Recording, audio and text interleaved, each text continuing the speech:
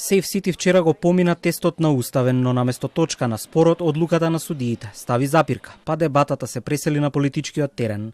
Прашањето за употребата на албанскиот јазик ги соочи партиите со правниот систем.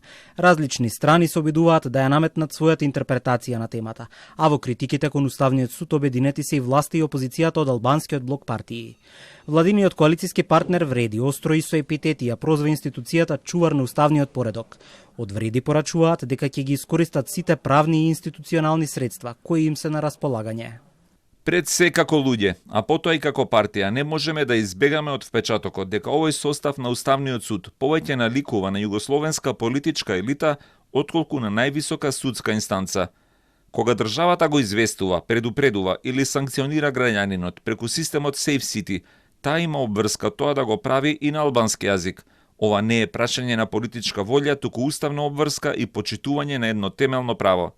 Од друга страна, опозицијската дуи со критики и кон председателот на Уставен, но и до политичките опоненти од Вреди.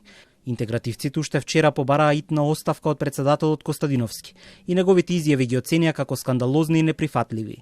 Го осудија за дискриминација и порачаа дека според нив институцијата е претворена во политичка алатка за подкопување на достигнувањата од Охридскиот рамковен договор. Денеска од дуи прстот го вперија и во владиниот коалициски партнер од албанскиот блок. Кога во владата имате слабо заробено и подчинето представување како влен, тогаш антиалбанските сили се чувствуваат охрабрени и зајакнати. Последните изјави на председателот на Уставниот суд не се изолиран инцидент, туку директна последица на политичката клима што е создадена во државата. Дуи ќе продолжи да реагира и политички да действува за заштита на еднаквоста, Охридскиот рамковен договор и мултиетничкиот карактер на државата.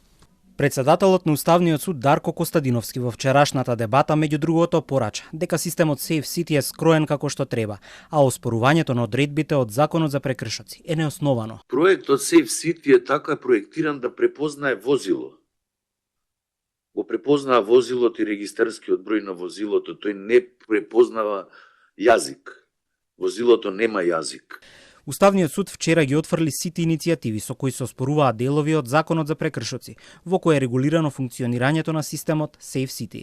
Станува збор за известувањата и употребата на јазиците, обврската на граѓаните да поседуваат мобилен телефон и електронска адреса, како и примената на системот само во одредени градови, а не на целата територија на државата.